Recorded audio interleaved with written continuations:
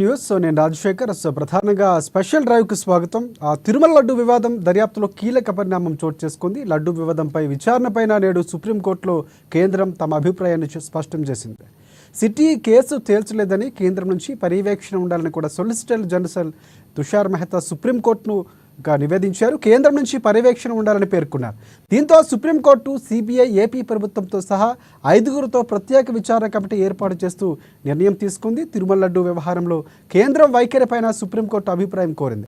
ఈరోజు solicitor general Tushar Mehta సుప్రీంకోర్టుకు తెలియజేస్తామని చెప్పారు. ఇక ఈ కేసు విచారణకు రాగానే పిటిషనర్ సుబ్రహ్మణ్య స్వామి స్వయంగా తన వాదనలు వినిపించారు.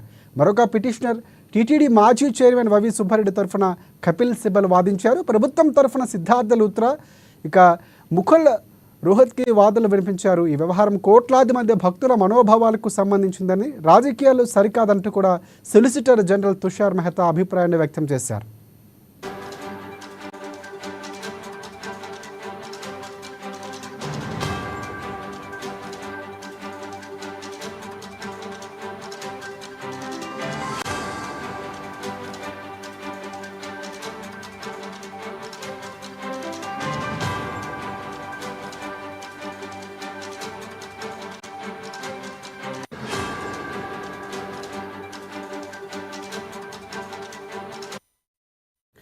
ఇక లడ్డు ఆరోపణలు నిజమైతే ఆమోదించదగింది కాదంటూ కూడా మెహతా వ్యాఖ్యానించారు.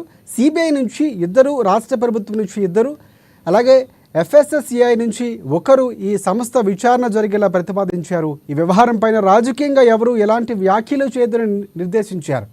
సిబిఐ డైరెక్టర్ పర్యవేక్షణలో ఈ కమిటీ విచారణ చేయనుంది. ఈ విచారణ కమిటీలో సిబిఐ నుంచి 2 అధికారులు, ఏపీ పోలీసుల నుంచి 2 పోలీసు అధికారులతో పాటుగా ఎఫ్ఎస్ఎస్ఐ నుంచి కూడా ఒక సీనియర్ అధికారి సభ్యులుగా ఉంటారు. ఆరోపణలపైన నిష్పక్షపాతంగా విచారణ జరగాలని కోరుకున్నట్లు అభిప్రాయపడ్డారు. దీంతో ఈ కమిటీ పూర్తి స్థాయిలో ఏర్పాటైన తర్వాత తిరుమల లడ్డు వ్యవహారం పైన విచారణ ప్రారంభం కానుంది.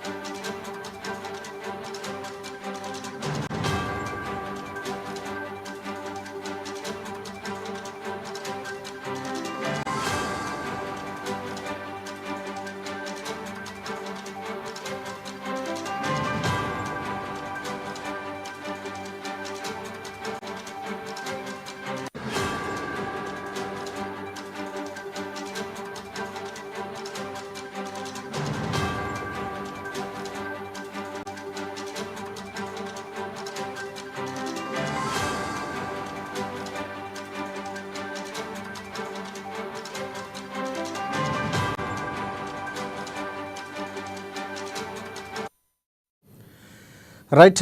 తిరుమల లడ్డు వివాదం దర్యాప్తులో కీలక పరిణామం చోటు చేసుకుంది. లడ్డూ వివాదంపై విచారణపైన నేడు సుప్రీంకోర్టులో కేంద్రం తమ అభిప్రాయం స్పష్టం చేసింది.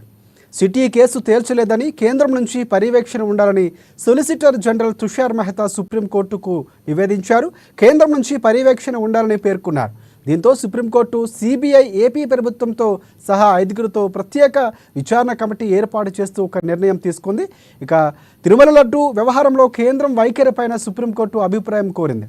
ఈరోజు సొలిసిటర్ జనరల్ తుషార్ మెహతా సుప్రీంకోర్టుకు తెలియజేస్తామని చెప్పారు. ఇక ఈ కేసు విచారణకు రాగానే పిటిషనర్ సుబ్రహ్మణ్య స్వామి స్వయంగా తన వాదనలు వినిపించారు. మరొక పిటిషనర్ టీటీడీ మాజీ చైర్మన్ వైవి సుబ్బారెడ్డి తరఫున కపిల్ సిబల్ వాదించారు. ప్రభుత్వం తరఫున సిద్ధార్థ లుత్రా, ముకుల్ రోహత్గి ఇక వాదనలు వినిపించారు. ఈ వ్యవహారం కోట్లాది మంది హిందువుల భక్తులకు మనోభావాలకు సంబంధించిందని, రాజకీయ సరికాదంటూ కూడా సొలిసిటర్ జనరల్ తుషార్ మెహతా అన్నారు. ఇక లడ్డు ఆరోపణలు నిజమైతే ఆమోదించదగినవని కూడా కాదని కూడా మెహతా వ్యాఖ్యలు చేసినటువంటి పరిస్థితి ఉంది. సిబిఐ నుంచి 2, రాష్ట్ర ప్రభుత్వం నుంచి 2, ఇలాగే ఎఫ్ఎస్ఎస్సిఐ నుంచి కూడా ఒకరు ఈ సంస్థలో విచారణలో చేరేలాగా ప్రతిపాదించారు. ఈ వ్యవహారం పైన రాజకీయంగా ఎవరు ఎలాంటి వ్యాఖ్యలు చేయొద్దని కూడా నిర్దేశించినటువంటి పరిస్థితి ఉంది. సిబిఐ డైరెక్టర్ పర్యవేక్షణలో ఈ కమిటీ విచారణ చేయనుంది. ఈ విచారణ కమిటీలో సిబిఐ నుంచి 2 అధికారులు, ఏపీ పోలీసుల నుంచి 2 పోలీసు అధికారులతో పాటుగా ఎఫ్ఎస్ఎస్సిఐ నుంచి ఒక సీనియర్ అధికారి సభ్యులుగా ఉంటారు. ఆరోపణలపైన నిష్పక్షపాతంగా విచారణ జరగాలని కోరుకున్నట్లు అభిప్రాయపడ్డారు. దీంతో ఈ కమిటీ పూర్తి స్థాయిలో ఏర్పాటైన తర్వాత తిరుమల లడ్డు వ్యవహారం పైన విచారణ ప్రారంభం కానుంది.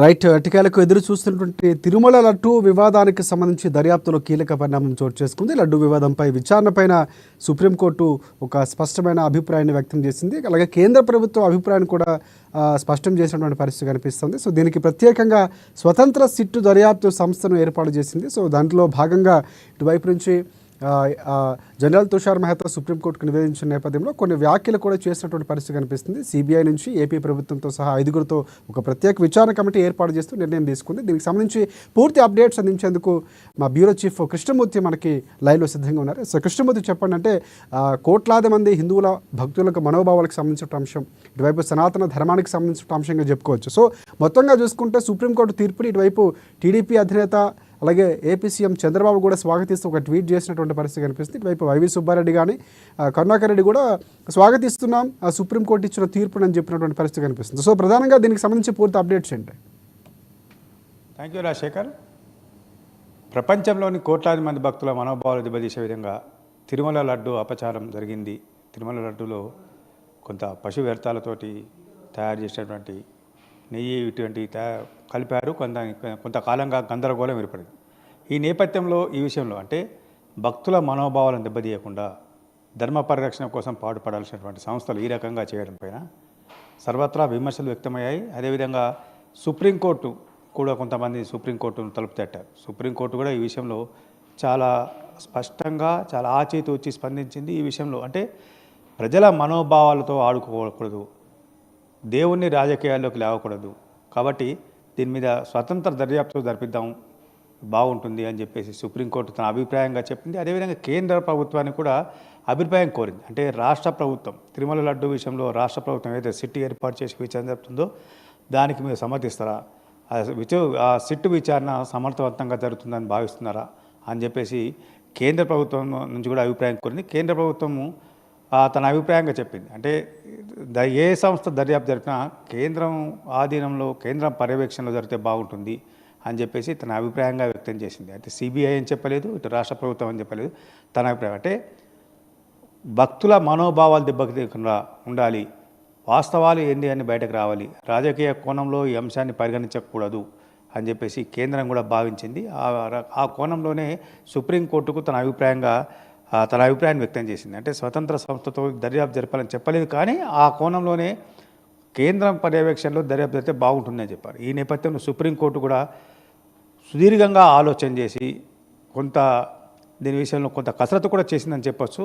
చేసిన తర్వాత ఇటు సిబిఐ అదేవిధంగా రాష్ట్ర పోలీసులు, ఆంధ్రప్రదేశ్ రాష్ట్ర పోలీసులు ఇద్దరితో కలిపినటువంటి ఒక కమిటీని వేశారు. ఈ కమిటీని వేయాలి, ఇద్దరిద్దరు కమిటీ, మొత్తంగా 5 సభ్యుల కమిటీని నియమించాలని ఆదేశించినటువంటి ఇద్దరు సిబిఐ అధికారులు, 2 ఏపీ పోలీస్ శాఖ నుంచి సంబంధించినటువంటి అధికారులు, ఈ 4 plus senior food safety authority, అంటే అడల్ట్రేషన్ దాంట్లో ఏమన్నా మలినాలు ఏమైనా కలిసాయా, ఏం జరిగింది అని తెలుసుకోవాలంటే సీనియర్ ఫుడ్ సేఫ్టీ అథారిటీ వాళ్ళతోటి ఏర్పాటు చేయాలని చెప్పేసి అంటే 5 సభ్యులతో ఒక కమిటీ వేశారు. ఆ కమిటీని నియమించే అధికారాన్ని సిబిఐ అప్పగించినటువంటి, అంటే రాష్ట్ర ప్రభుత్వంతో సంప్రదింపులు జరిపినటువంటి సిబిఐ, ఇటు సిబిఐ అధికారులు తన వైపు నుంచి వచ్చే సిబిఐ అధికారులు ఇద్దరిని, రాష్ట్ర ప్రభుత్వం నుంచి ఎవరిని కేటాయిస్తారనే విషయంలో ఇద్దరిని, అదేవిధంగా ఫుడ్ సేఫ్టీకి సంబంధించిన విషయంలో, అంటే మొత్తం మీద సిబిఐ పర్యవేక్షణలోనే ఇది దర్యాప్తు జరిగే అవకాశం ఉంది. ఈ దర్యాప్తులో ఎప్పుడు కమిటీని నియమిస్తారు అన్న విషయాన్ని కొంత స్పష్టత రావాల్సిన అవసరం ఉంది.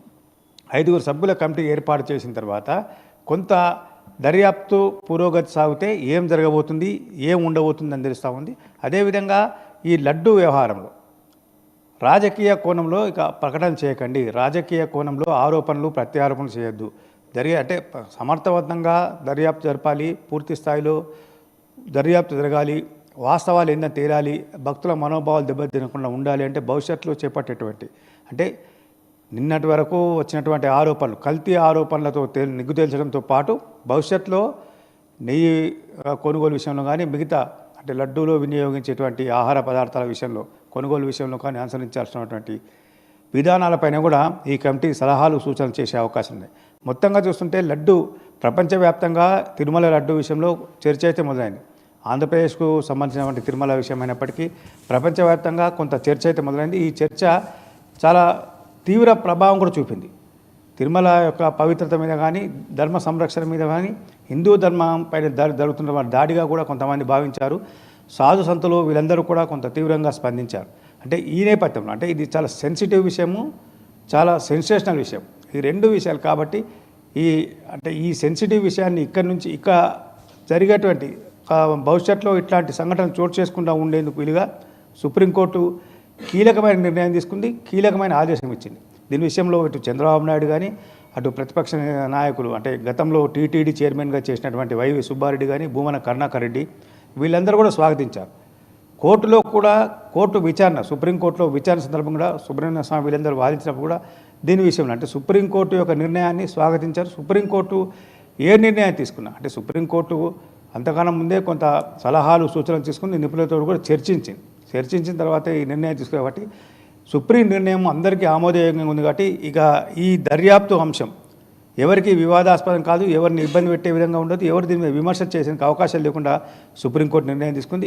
ఇక్కడ నుంచి అయినా తిరుమల పవిత్రను కాపాడే విధంగా ప్రతి ఒక్కరూ చర్యలు తీసుకునే విధంగా ఉండేందుకు సుప్రీంకోర్టు కొంత గైడ్లైన్స్ కూడా ఇచ్చిందని మనం భావించాల్సి వస్తుంది. రాజశేఖర్, రైట్ రైట్ అంటే ఏదైతే స్వతంత్ర దర్యాప్తు సంస్థ అంటే ఒక ప్రత్యేకంగా ఒక ఏర్పాటు చేసినటువంటిది, సో ఎవరి పర్యవేక్షణ జరగబోతుంది, సో ఎప్పుడు దీనికి సంబంధించి పూర్తిగా ఒక ఎక్స్ప్లెనేషన్ వచ్చే అవకాశం కనిపిస్తుంది? ఎందుకంటే చాలా వరకు ఆతృతగా ఎదురు చూస్తున్నారు, రెండు పార్టీలు కూడా ఒక ధీమా వ్యక్తం చేస్తున్నాయి, వాస్తవాలు బయటకు వస్తాయని చెప్తున్నటువంటి పరిస్థితి కనిపిస్తుంది. సో దీనికి సంబంధించి త్వరలోనే 2-3 రోజుల్లోనే మనం ఒక దానికి సంబంధించిన ఒక వార్త వినే అవకాశం కనిపిస్తుంది అంటారా? అంటే సిబిఐ పర్యవేక్షణలోనే ఈ దర్యాప్తు సాగుతుంది. సిబిఐ అధికారులు సిబిఐ పర్యవేక్షణ ద్వారా సిబిఐ డైరెక్టర్ దీనికి పర్యవేక్షణ చేస్తూ ఉంటారు. ఎప్పటికీ దర్యాప్తు పురోగతిని కానీ అందులో వచ్చిన అంశాలు కానీ ఇంకేమన్నా సాంకేతిక సహాయం కావాలనుకున్నా కానీ సిబిఐ అందించేందుకు సిద్ధంగా ఉంటుంది. అదేవిధంగా ఎప్పుడు వేస్తారంటే 2-3 రోజులు. అంటే ఇప్పుడు సిబిఐకి సంబంధించినటువంటి సిబిఐ ఇద్దరు అధికారులను కేటాయించారు. సిబిఐ డైరెక్టర్ ఆ ఇద్దరు అధికారులు ఎవరైనా నిర్ణయించి సుప్రీంకోర్టు తెలపాల్సిన అవసరం ఉంది. అదేవిధంగా రాష్ట్ర పోలీస్ శాఖ ఏపీ డీజీపీ ఈ ఇద్దరు అధికారులు ఎవరనేది నిర్ణయించి దాన్ని కూడా సుప్రీంకోర్టు పంపాల్సిన అవసరం ఉంది. ఫుడ్ సేఫ్టీ అథారిటీ కేంద్ర ప్రభుత్వం కూడా ఆ ఎవరు అధికారిని సీనియర్ అధికారి ఎవరు, ఆయనకున్నటువంటి ఎక్స్పీరియన్స్ ఏంది, ఆయన దేంట్లో ఎక్స్పర్టు ఏంది, ఆయన చేసినటువంటి సేవలు అనే విషయాన్ని తెలుపుతూ సుప్రీంకోర్టు చెప్పాల్సిన. అంటే ఈ 5 పేర్లను అంటే మూడు సంస్థలు, ఇటు కేంద్ర ప్రభుత్వము, ఇటు రాష్ట్ర పోలీస్ శాఖ, అటు సిబిఐ 3 అధికారులు చేసిన తర్వాత నివేదికను అంటే 5 పేర్లను 3 సంస్థలు 5 పేర్లను సుప్రీంకోర్టుకి ఇచ్చారు. సుప్రీంకోర్టు ఆ జాబితాను ప్రకటించిన తర్వాత ముందు ఆ 5 సభ్యులు భేటీ అయ్యే అవకాశం, భేటీ అయిన తర్వాత దర్యాప్తు ఎక్కడి నుంచి మొదలు పెట్టాలి అనే విషయాన్ని నిర్ణయించుకొని అప్పుడు ప్రయాణపరమైన దాదాపుగా ఒక 3-4 రోజులలో ఈ కమిటీ తుది ఖరారు అయింది. ఆ తర్వాత దర్యాప్తు కూడా మొదలయ్యే అవకాశాలు ఉన్నాయి.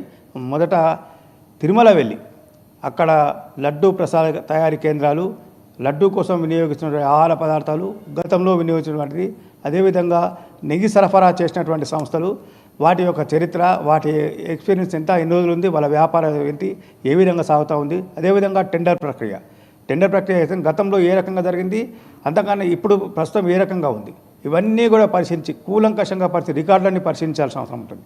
కాబట్టి అదేవిధంగా ల్యాబ్ టెస్టులు ఏమైనా చేసే ల్యాబ్ టెస్ట్లో వచ్చినటువంటి ఆనవాళ్ళు ఏంటిది, ఆ ల్యాబ్లకు ఉన్నటువంటి సెన్సిటివ్ ఏంటి, ఇవన్నీ కూడా వారు పరిశీలించే అవకాశం ఉంది. అంటే ప్రతి అంశాన్ని క్షుణ్ణంగా పరిశీలించి 1-2 సార్లు బేరీజు వేసుకున్న తర్వాత మాత్రమే వాళ్ళు ఒక తుది నివేదికను తయారు చేసి అది మరోసారి సుప్రీంకోర్టుకు ఇచ్చే అవకాశం ఉంది. ఆ తర్వాత తీసుకునే సలహాలు సూచనలు లడ్డూ తయారీ కేంద్రంలో లడ్డూలో టీటీడీ ఏ రకంగా జాగ్రత్తలు తీసుకోవాలి, టెండర్ విషయంలో ఏ రకంగా నిబంధనలు రూపొందించుకోవాలి, ఇవన్నీ కూడా కొంత సలహాలు సూచనలు కూడా ఈ కమిటీ ఇచ్చేందుకు అవకాశం ఉన్నాయి. రాజశేఖర్ రైట్ అంటే ఇక్కడ తీసుకున్నటువంటి నిర్ణయం ఏదైతుందో చాలా అంశాల మీద ప్రభావం చూపించే అవకాశం కనిపిస్తుంది. అంటే హిందూ ధర్మానికి సంబంధించి కానీ సనాతన ధర్మానికి సంబంధించి చాలా రాజకీయంగా మారుతున్నటువంటి పరిణామక్రమాలు మారుతున్నాయి. సో వాటిపై ప్రభావం ప్రధానంగా ఉండే అవకాశం కనిపిస్తుంది. ఇంకా సుప్రీంకోర్టు కూడా ఒక వ్యాఖ్య చేసింది. సో కేంద్రం యొక్క అభిప్రాయం ఏంటి అనేది కూడా తెలుసుకోవాలన్నట్టు నిన్న జరగాల్సిన విచారణ ఈరోజు వాయిదా పడింది యాక్చువల్గా. సో దానికి సంబంధించి కేంద్రం ఎలాంటి ప్రతిపాదనలు చేసింది, కేంద్రం నుంచి ఎలాంటి సమాధానం వచ్చింది, అప్డేట్స్ ఉన్నాయా?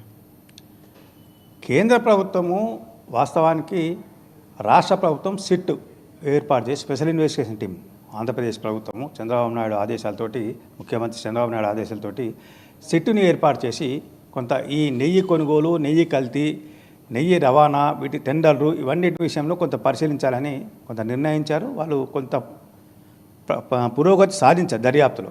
కొన్ని ఆధారాలు సేకరించి వాటిని పరిశీలించే క్రమంలోనే సుప్రీంకోర్టు ఆర్డర్ ఇచ్చింది. మీరు దర్యాప్తు చేసి ఇస్తే కుదరదు, ఖచ్చితంగా ఇది చాలా సున్నితమైన అంశము, భక్తుల మనోభావాలతో కూడుకున్నటువంటి అంశము, ధర్మ పరిరక్షణ విషయంలో కూడుకున్న అంశం కాబట్టి దీన్ని చాలా జాగ్రత్తగా వ్యవహరించాల్సి, సిట్టు వేయడం అనేది కొంత అభ్యంతరకరంగా ఉంది. కాబట్టి అంటే పిటిషనర్లు కొంతమంది సుప్రీంకోర్టులో పిటిషన్ వేసిన కొంతమంది కూడా సిట్టు దర్యాప్తు అనుమానాలు వ్యక్తం చేశారు. ఈ నేపథ్యంలో సుప్రీంకోర్టు కొంత అనుమానాలు కూడా వ్యక్తం చేసినాయి. అంటే పిటిషనర్ల అభిప్రాయాన్ని పరిగణలోకి తీసుకొని తమకున్న సందేహాలను కూడా కొంత వ్యక్తం చేయడంతో ఆంధ్రప్రదేశ్ ప్రభుత్వము సిట్టు దర్యాప్తును ఆపేసింది. ఈ నేపథ్యంలో కేంద్ర ప్రభుత్వం పర్యవేక్షణ జరిపేసి అంటే ఇప్పుడు సుబ్రహ్మణ్య స్వామి కానీ, వైవి సుబ్బారెడ్డి, మిగతా వాళ్ళు ఎవరైతే పిటిషన్లు వేశారో వీళ్ళందరూ కూడా కేంద్ర ప్రభుత్వం ఆధ్వర్యంలో ఉన్నటువంటి సంస్థలతో జరగాలి, స్వతంత్ర దర్యాప్తు సంస్థ కావాలని కోరుకున్నారు. సిబిఐ, ఈడీ అంటే సిబిఐ లాని కానీ మిగతా విషయాలను కోరుకోలే, వాళ్ళు కోరుకోకుండా స్వతంత్ర సంస్థతో జరపాలి, ఎవరికి ప్రమేయం లేని సంస్థలతోటి జరపండి, దీని విషయంలో వాస్తవాలేమో తేల్చండి, నెగ్గు తేల్చండి అని చెప్పారు. అన్నప్పుడు కేంద్ర అభిప్రాయాన్ని కోరాలని సుప్రీంకోర్టు నిర్ణయించి కేంద్ర ప్రభుత్వం యొక్క అభిప్రాయం కోరినప్పుడు కేంద్ర ప్రభుత్వం చెప్పింది మేము పర్యవేక్షణ చేస్తాము. వాస్తవానికి రాష్ట్ర ప్రభుత్వం చేసేటువంటి దర్యాప్తును కూడా కేంద్రం పర్యవేక్షణలో జరగాల్సిన, కేంద్రం దాన్ని పర్యవేక్షించాల్సిన అవసరం ఉంటుంది దర్యాప్తును. కాబట్టి సుప్రీంకోర్టు స్వతంత్ర సంస్థతో ఏర్పాటు చేస్తే కేంద్రం కావాల్సిన సహాయ సహకారాలు అందిస్తుంది. కాబట్టి మీరు సుప్రీంకోర్టు ఏ నిర్ణయం తీసుకున్నా దానికి కట్టుబడి ఉంటామని చెప్పేసి ఈరోజు కేంద్ర ప్రభుత్వం సుప్రీంకోర్టుకు సమర్పించిన అఫిడవిట్లో కొంత పేర్కొనడం జరిగింది. ఈ కేంద్ర ప్రభుత్వం యొక్క అఫిడవిట్ను పరిశీలించిన తర్వాత సుప్రీంకోర్టు 5 సభ్యులతో కూడినటువంటి విచారణ కమిటీని ఏర్పాటు చేయాలి. పూర్తి స్వతంత్ర సంస్థ ఇది, ఎవరు జవాబుదారీగా ఉండరు. కాకపోతే పర్యవేక్షణ కోసం సిబిఐకి పర్యవేక్షణ అంటే సాంకేతిక అంశాలు కానీ మిగతా ల్యాబ్ టెస్ట్లకు వీటి పంపాలన్నప్పుడు ఏదో ఒక సంస్థ ఉండాలి. కాబట్టి వాళ్లకు సహకరించేందుకు పర్యవేక్షణ కమిటీ బాధ్యతలు మాత్రం సిబిఐకి ఇచ్చింది. సిబిఐ పర్యవేక్షణ జరగట్లేదు, ఓన్లీ పర్యవేక్షణ మాత్రమే సిబిఐ చేసేటువంటిది.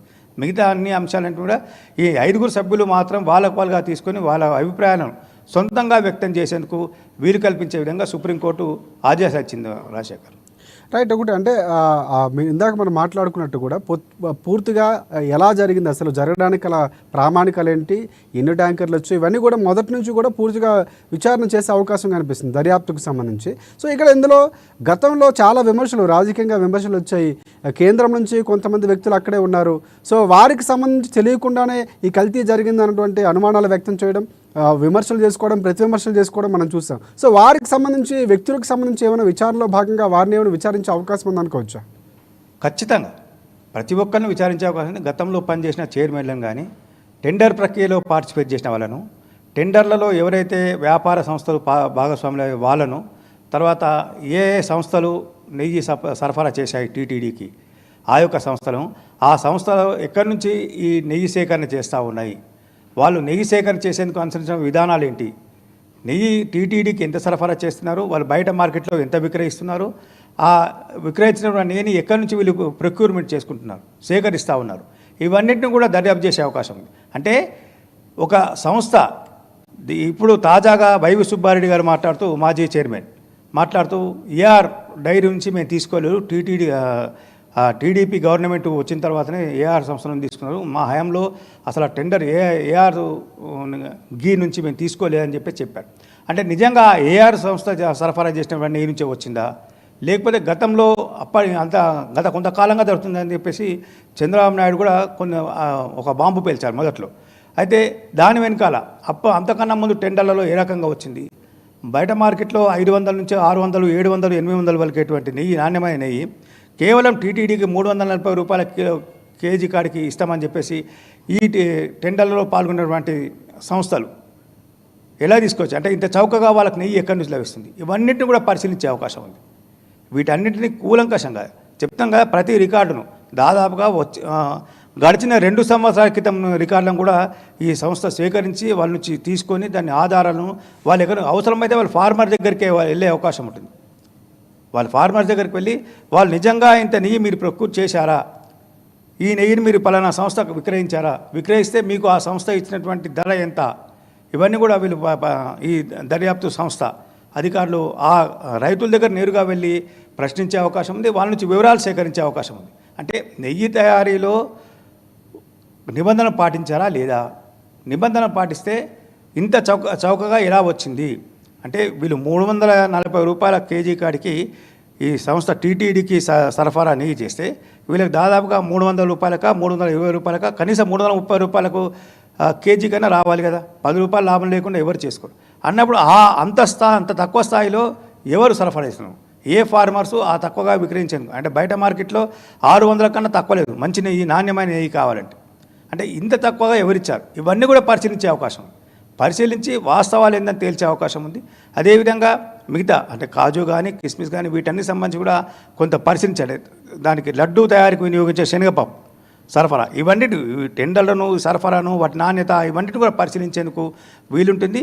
మొత్తంగా దర్యాప్తు అంశం అంటే దర్యాప్తు ఇంత ఇవ్వాలని టైం బౌండ్ సుప్రీంకోర్టు పెట్టకపోయినప్పటికీ వీలైన తొందరగా నివేదిక ఇవ్వాలి, దర్యాప్తు పూర్తి చేయాలని చెప్పారు. కాబట్టి కమిటీ ఏర్పాటైన వెంటనే శరవేగంగా దర్యాప్తు జరిగే అవకాశం అయితే కనిపిస్తూ ఉన్నాయి. రాజశేఖర్.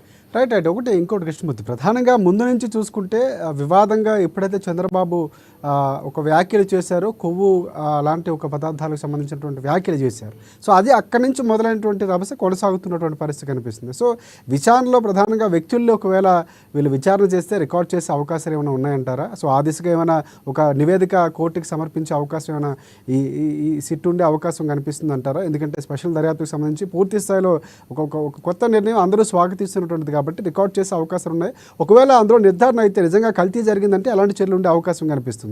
ఎందుకంటే పూర్తి స్థాయిలో చంద్రబాబు ఆజ్యం పోశారని పదే ఆరోపిస్తుంది.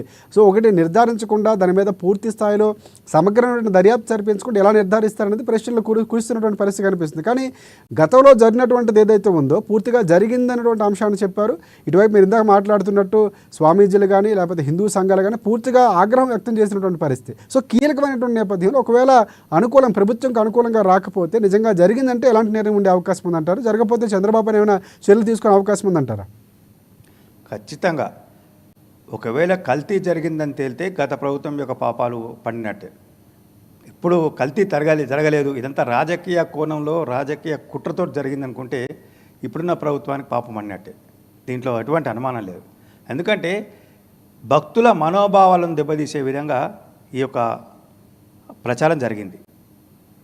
అది వాస్తవం జరిగిందా లేదా అని అంటే పూర్తి స్థాయిలో మొన్న కూడా సుప్రీంకోర్టు మొన్న విచారణ సందర్భంలో ప్రశ్నించింది. కల్తీ జరిగింది అని మీరు ఎలా అంటున్నారు? కల్తీ జరిగిందంటే ఏ ల్యాబ్లో మీరు పరీక్షలు చేయించారు?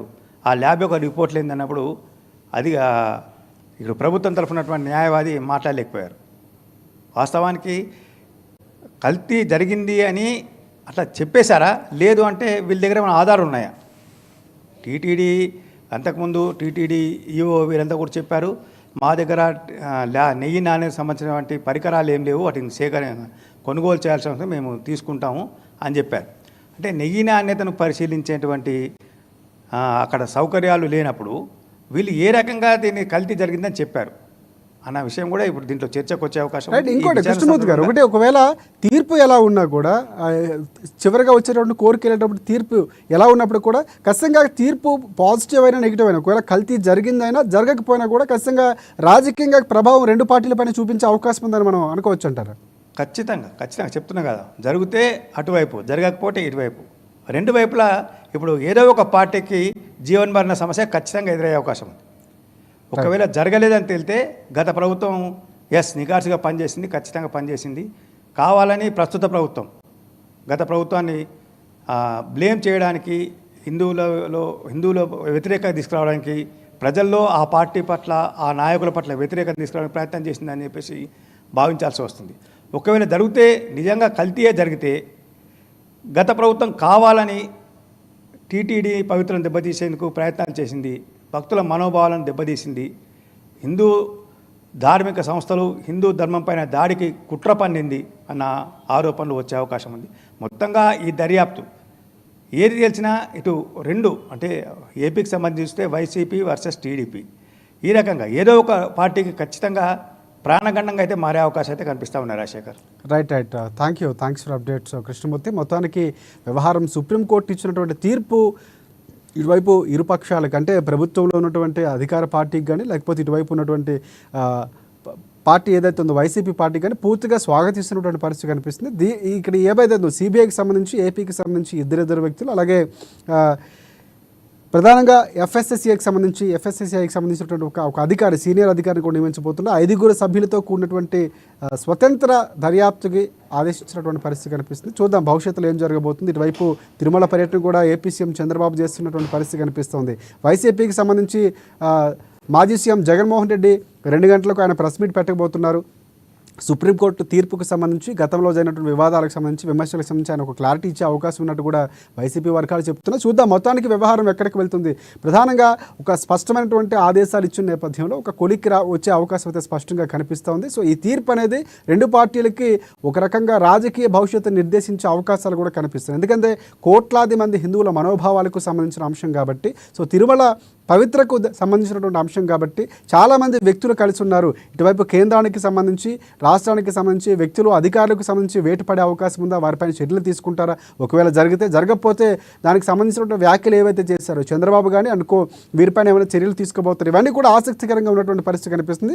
మొత్తానికి స్వతంత్ర దర్యాప్తుకు సంబంధించి త్వరలోనే ఆ అధికారులకు సంబంధించి పూర్తిగా ఒక నివేదిక అయితే రాబోతుంది. వారికి సంబంధించినటువంటి అప్డేట్స్ కూడా త్వరలో వచ్చే అవకాశం కనిపిస్తుంది. ఇది స్పెషల్ డ్రైవ్కి సంబంధించి